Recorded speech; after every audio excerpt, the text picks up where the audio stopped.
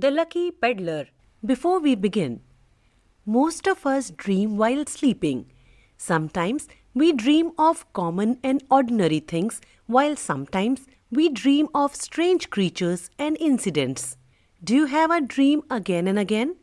The protagonist of this story visualizes a similar dream for many nights. Let's read and find out if it had any meaning. Many, many years ago, there lived a peddler in the Durham town in England. He went from one place to another selling small things. One day, he told his wife, "Last night I had a dream. It's strange that I have been having the same dream for the past week." "What was your dream?" asked his wife. The peddler told her that he would hear a voice in his dream.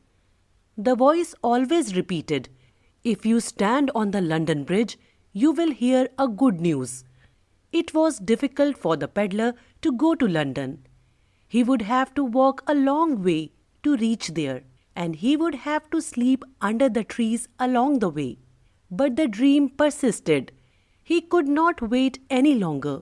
He called out to his wife, "I must go to London and stand on the bridge, otherwise I will have no peace." The peddler packed a few necessary things, food, and some money. He walked all the way, covered miles of distance, and reached the London Bridge. The London Bridge was a busy place. There were houses and shops on either side. Every day the peddler went and stood on the bridge, but no one gave him any good news. He felt like a fool for having gone there. Still, he waited with hope. When he had no food or money left, he decided to return home. Just then, a shopkeeper came out of his shop to the bridge. "Please tell me something," the shopkeeper inquired. "I have been seeing you here for so many days. You do not buy or sell anything. Why do you stand here?" The peddler told him the reason.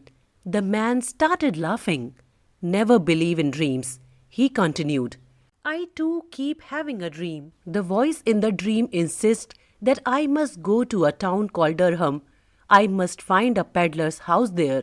If I dig under the pine tree in his garden, I will find treasure. Even if I make the long journey to Durham, I am sure I will not find anything there. So forget the dream and go home." On hearing this, the peddler hurried home to Durham. He went to his garden. He began digging under the pine tree. He soon found a chest full of gold coins. He had become very rich. He lived happily for the rest of his life. It is said that he had a statue made of himself.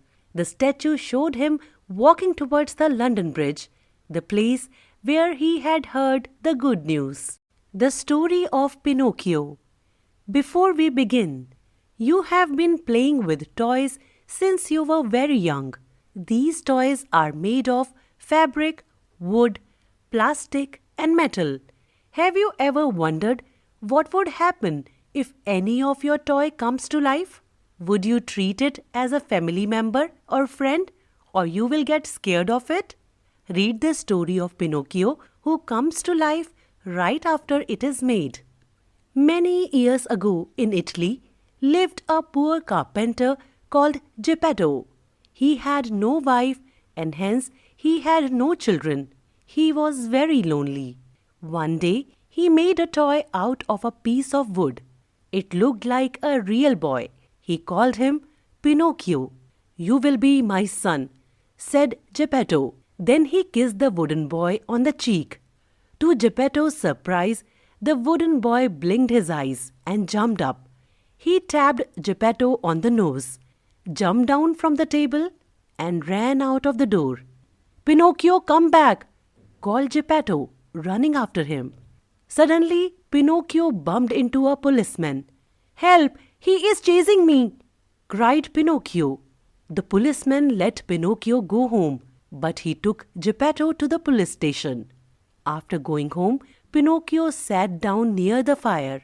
Suddenly, a fairy appeared. She said, "Listen to your father. He loves you. He will take good care of you. Go away, said Pinocchio rudely. Soon after this, Pinocchio fell fast asleep. When he woke up, he saw that the fire had burnt his feet. He was very frightened. When Geppetto came home, he saw Pinocchio's feet. My poor child, Geppetto cried. Don't worry, I will make you new feet. I will also sell my coat to buy you a book on alphabet so you can go to school. Geppetto made new feet for Pinocchio. Then he dressed Pinocchio in bright new clothes and said, Now, my child, you can go to school. But on his way to school, Pinocchio stopped to look at a puppet show. Come and join us, the puppets called out to him. So Pinocchio joined them and danced with them. At the end of the show, the puppet master gave him 5 gold coins. Give these to your father, he said. 2 thieves saw the puppet master giving the gold coins to Pinocchio.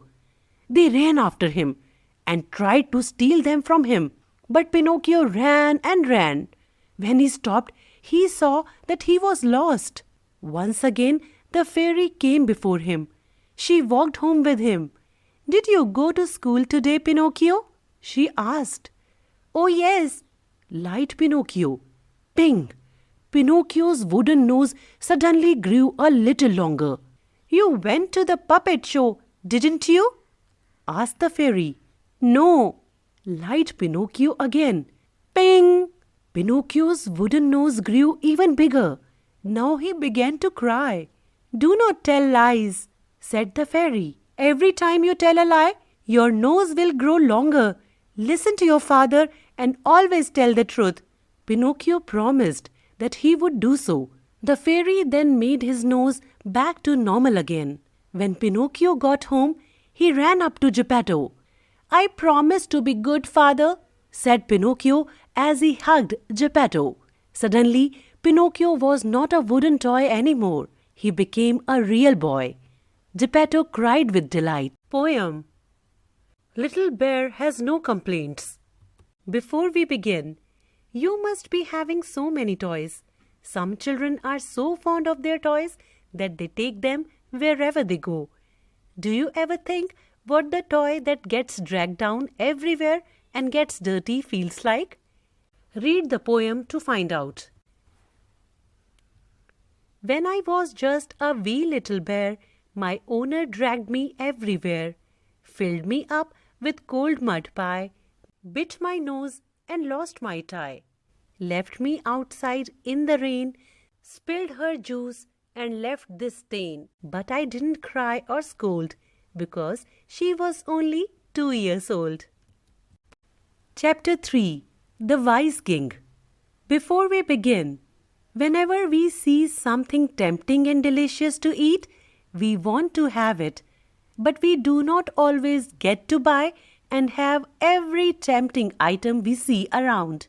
What do you think can happen if the sellers of such items charge us even for looking at or smelling their tasty treats? Should we pay for that too?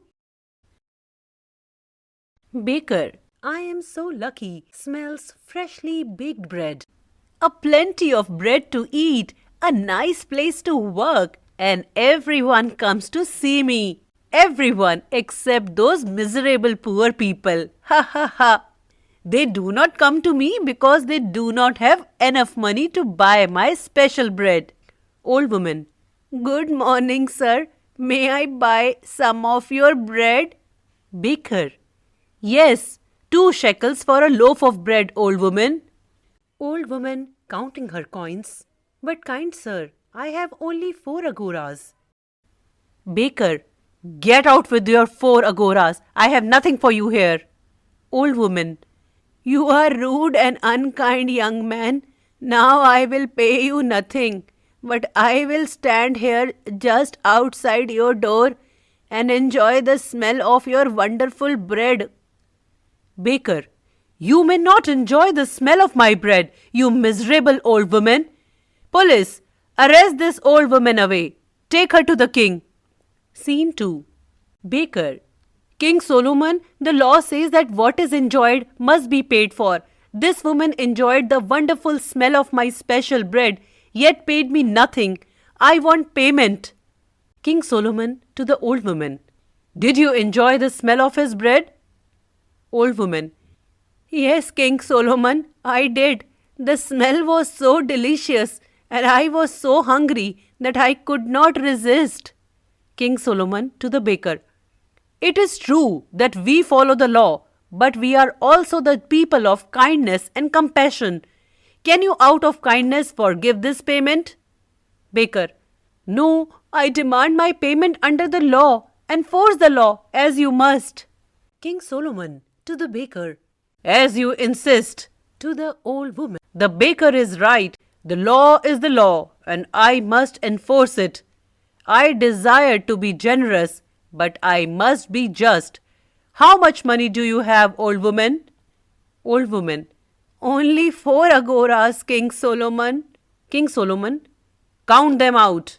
Old woman goes towards the baker. King Solomon. No, not to him. Count them out to me. Here in my hand. Baker, listen to the sound. Counting the coins into King Solomon's hand, clinking them loudly. 1, 2, 3, 4. King Solomon. Baker, did you listen well? Baker. I did, King Solomon. King Solomon. Did you hear the clinking of this poor old woman's coins? 4 puny agoras. Baker. I did, King Solomon. King Solomon. Then, baker, that shall be your payment. For the smell of your special bread, this old woman has paid you with the sound of her coins.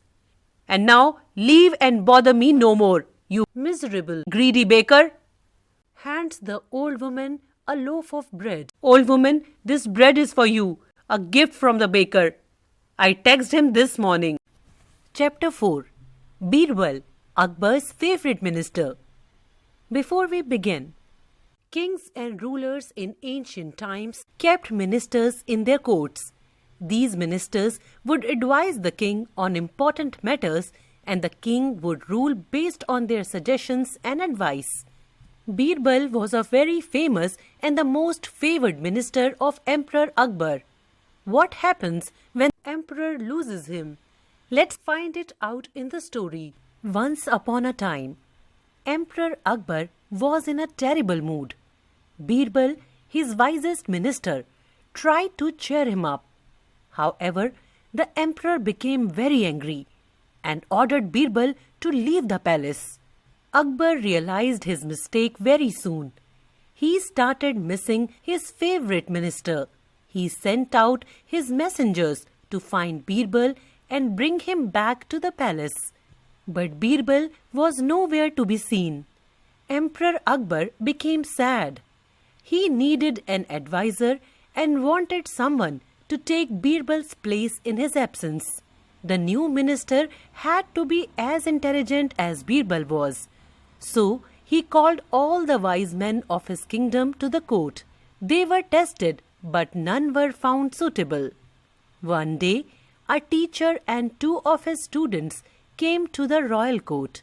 He was dressed in dirty, tattered clothes, but his students proudly declared that he was more intelligent than Birbal.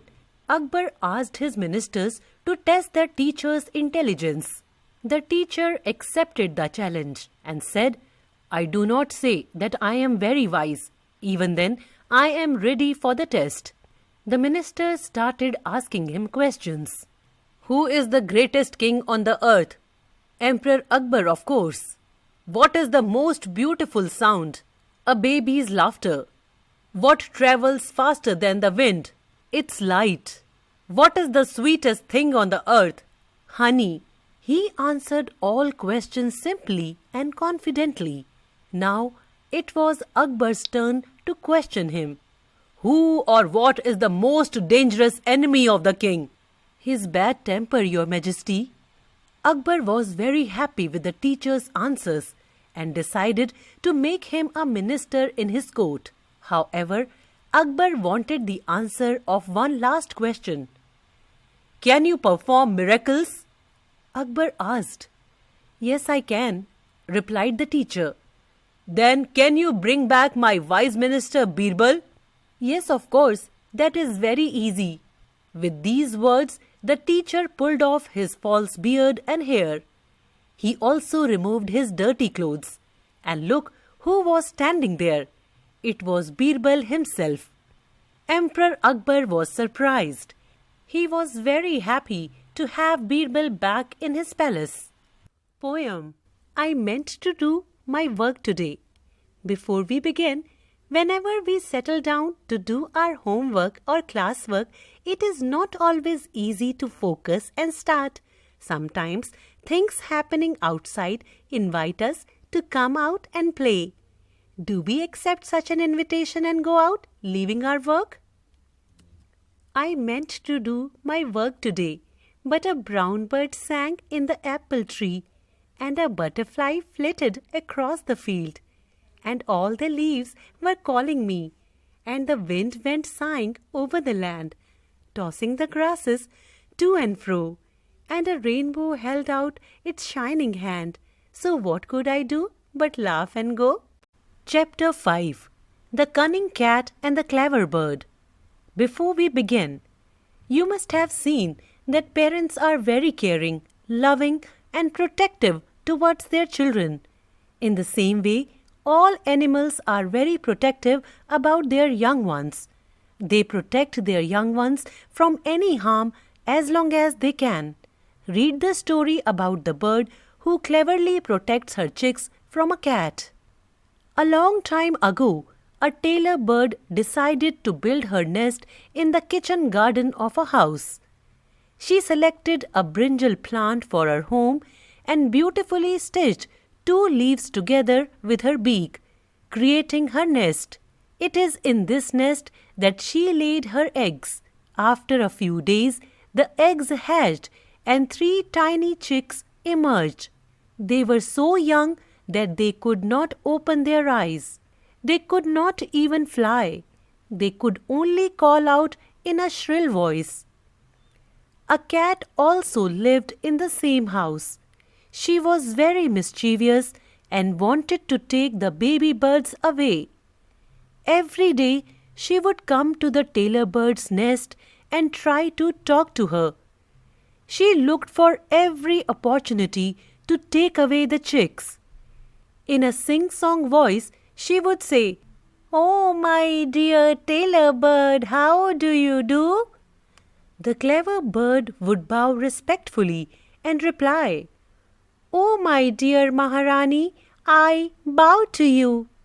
And the cat would leave, proud and happy to be called a queen, forgetting the chicks. Time passed and the chicks grew up. They could now see clearly and had strong wings. One day their mother asked them, "My children, do you think you are able to fly now?" "Of course, mother," they replied. "Then fly to the highest branch of that coconut tree," she said. Her children immediately took flight and settled on the highest branch of the tree. Seeing this, she smiled to herself and said, "Let the naughty cat come to me now. I am not afraid of it any more." The next day, the cat, as usual, came to the brinjal plant and called out, "Oh, my dear tailor bird, how do you do?" The bird, instead of greeting the cat respectfully, said, "Go away, you naughty cat. I am not afraid of you any more." The cat was furious. She immediately tried to climb up to the bird's nest. The tailor bird flew off and joined her children on the highest branch of the coconut tree. And oh dear, the naughty cat got hurt by the brinjal thorns. Chapter 6. The Real Winner. Before we begin, sometimes it is not pertinent to win all races you take part in. This story teaches us to put behind our petty ego and give priority to the relations we share with others. It was the day of the fly race for the bumblebee kids. Himang was very excited. He had been busy organizing it for weeks. But soon, one by one, the competitors dropped out of the race. So, Himank had to try hard to find somebody who would take part in the race. Just then, Priya appeared, pulling Mayank along by the hand. They were going to watch the race. Mayank was very shy and quiet. Himank flew over to them. "The race is bound to be cancelled," he told them sadly. "There is nobody to take part in." "Don't worry, the race will still take place," said Priya. "I hope you are not joking," said Himank hopefully. "But who will I race with?" Priya pushed Mayank forward. "How about him?" she asked. "Mayank?" laughed Himank. "He is so shy." But then Himank thought to himself, "Against Mayank, I'll easily be the winner." He made up his mind. "Come on, Mayank," he said. "You are in the race. All you have to do," explained Himank at the starting line, "is to fly as fast as you can. Don't stop for anything. The one who reaches first at the finishing line is the winner." The race began. Himank shot off at a fantastic speed. Mayank set off slowly after Himank. "Mayank will never catch me, ha ha ha," laughed Himank. "I'll reach the finishing line in no time at all." All of a sudden, thok! He flew straight into a sticky spider's web. No matter how hard he tried, he could not get himself free. He dangled there from the spider's web with no one to help. Then he saw Mayank. "Help!" cried Himank. "Mayank, come and free me from this web," Mayank said. "But if I stop to help you, I won't win the race." When Mayank saw how upset Himank was, he knew he must stop and help him, even if it meant he would surely lose the race. Soon he set Himank free. "Now you can hurry off and win the race," said Mayank. The crowd waited excitedly to see the winner of the fly race. Soon they saw Himank and Mayank fly across the finishing line hand in hand. "It is a draw," they shouted. "No, it isn't," cried Himank. "Mayank is the real winner today. He showed me that it's better to win a friend than to win a race."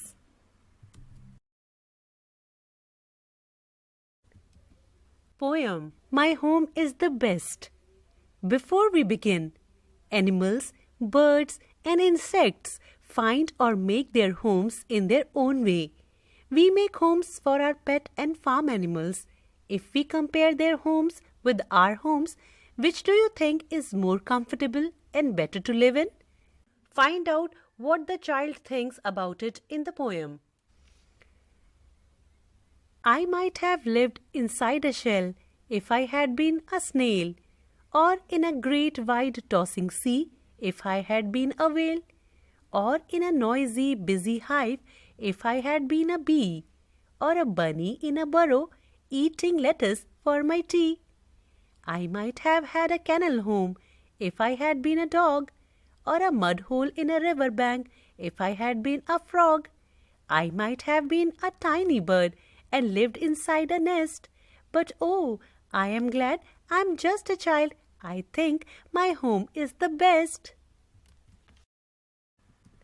Chapter 7. Importance of Freedom. Before we begin, there is a huge variety of animals and birds that live on earth.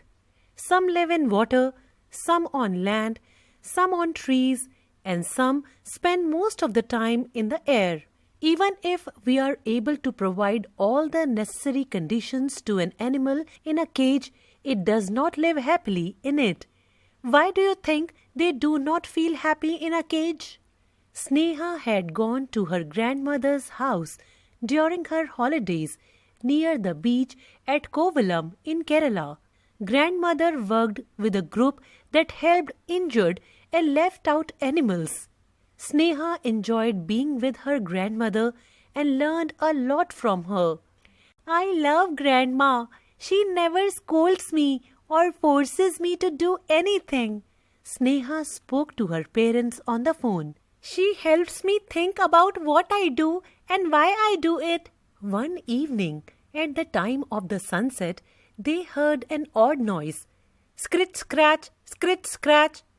It's coming from those seashells I found today. Sneha pointed to her beach bucket. Look, said Grandma. Some hermit crabs had already made homes in these shells before you found them. Sneha looked at the seashells. Then little heads and claws appeared from the shells. They moved around inside the bucket, making scratching sounds. See, even crabs can be quite delightful, Grandma said, smiling. I want to keep them as pets, said Sneha. I'll get a box with a lid. She ran into the house. Are you sure you want to keep them in a box? Asked Grandma. Yes, I'll take good care of them, Sneha said. Well, then we should make sure they can breathe well, said Grandma, making holes for air in the lid of the box. Sneha poured some sand into the box, a little bit of water, and finally placed some tiny stones in the sand. Sneha lifted each hermit crab carefully and put it in the box. I have made a perfect little beach, she said, smiling. I am sure you will be happy here. Then she took the box to her room. After some time, the scratch noises started again. At night, Sneha couldn't sleep. The noise of hermit crabs kept her awake. When she looked into the box, she saw the crabs trying to climb out of it. Sneha carried the box to the room where Grandma was sitting. Can you take me to the beach? Sneha asked. Grandma looked at Sneha. I don't think they want to live in the box. I want to let them go, said Sneha. Good idea, Grandma said, smiling. All living beings should be free. Sneha had never been to the beach at night. There were stars shining brightly in the sky. She saw their reflections in the water. A U-shaped moon made the sea look shiny and bright. Now I know why they don't want to live in a box, said Sneha. It's so beautiful out here. She removed the lid and tilted the box over the sand. She and Grandmother watched the hermit crabs run off on the sand. I am glad you did this. Never put living things in cages. Look, the moon is smiling too, said Grandma with a smile. Sneha smiled back at the moon and the sea and put her hand in Grandma's as they walked home. Her mother and father came the next day to take Sneha back home. In her room at home, Sneha unpacked her bag. She arranged the seashells on the table neatly in a row. While getting ready for bed, Sneha found something special. The same stars and the smiling moon were outside her window. They had followed her home. Chapter 8. A Birthday Party to Remember. Before we begin, children like to play inclusive games with their friends. Playing group games help children to develop many good qualities. What are some indoor or outdoor group games you like to play? Do you play any of them daily? It was Mani's 8th birthday. His mother, Namrata, always threw a party for the colony versus children. This time too, she invited all the 15 children in the colony. The children gathered at Mani's house at 6 o'clock. Mani's mother was happy to see them arrive on time. She said, Children, we will play musical chairs first in the garden. Let's have some fun. Aunt Namrata played some lively music for the game. The chairs were small and the children kept falling off them. But they enjoyed the game. Then Aunt Namrata said, Let's play the dog and the bone. Oh yes, I love that game, said Khushi. After this, Dheeraj suggested that they should play tailing the donkey. The children had a great fun pressing the donkey's tail while blindfolded. When they finished the games, Aunt Namrata called all the children into the living room. Mani blew the candles, cut the cake, and all the children had refreshments. A little later, Mani took all the children into a new place. It was a place in the garden. The children settled down on a carpet in front of a small stage. The stage had a white screen with soft red curtains. A light came onto the stage, and the children realized they were going to see a puppet show. They clapped loudly with joy. "I will show you something really exciting," the puppeteer said. The puppeteer, Mr. Shadab Khan, was an old man. He stood behind the screen. His son Meher played the flute. Mr. Khan presented a puppet show that had a king and a queen. He made the pretty, colorful puppets dance, jump and talk. When the puppet show was over, the children thanked Mr. Khan and Meher. Sheetal said, "I shall ask mother to have a puppet show on my birthday too." "I would also like to have a puppet show on my birthday," said Vikas. Aunt Namrata was glad that the children had enjoyed themselves. She said, "I will give all of you the puppeteer's phone number so that your parents can call him." The children thanked Aunt Namrata for the wonderful birthday party. They went home happily with return gifts. Chapter 8. A Birthday Party to Remember. Before we begin, children like to play inclusive games with their friends. Playing group games help children to develop many good qualities. What are some indoor or outdoor group games you like to play? Do you play any of them daily? Poem. There is only one me. Before we begin, nature has given us so many things in plenty. There are rocks, plants, big trees, mountains, animals in such a large number. Among all the living and non-living things that we see around, humans are so unique and different from other living and non-living things. Thousands and thousands of grains of sand, thousands of stars in the sky, thousands of mountains, thousands of hills, thousands of birds that fly, thousands and thousands of blades of grass, thousands of fish in the seas, thousands and thousands of pretty flowers, thousands and thousands of trees, thousands and thousands of creatures and things all around I see. But isn't it strange that there is only one me? Chapter 9. Vicky the Daydreamer. Before we begin, there are many things that you want to buy and have. For all your needs, you depend on your parents. What if you dream one night of a treasure buried nearby? Will you go to the place to hunt for the treasure based on your dream? Vicky was a 9-year-old boy. One day, he was daydreaming about a bicycle of his own. "I wonder when I'll have my own bicycle. I don't like borrowing bicycles from my friends."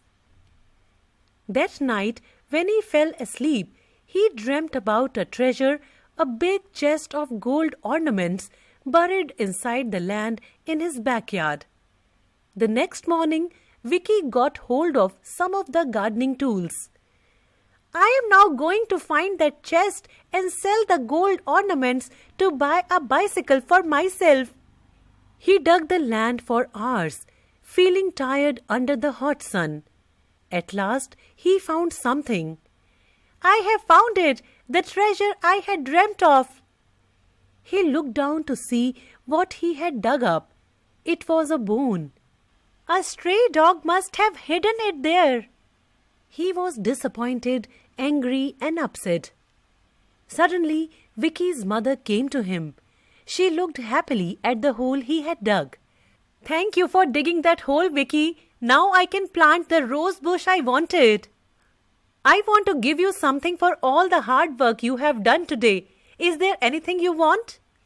"Oh yes, I want a new bicycle." Okay, after lunch we will go together to buy a bicycle. Vicky could not believe his ears. He had finally found his treasure. But I have one condition. You will have to be very careful while cycling. Also, never go to the areas that have a lot of traffic. Okay, Mom, I will keep it in mind while cycling. After getting the bicycle, Vicky moved around on his bicycle. He was very happy that his dream had come true.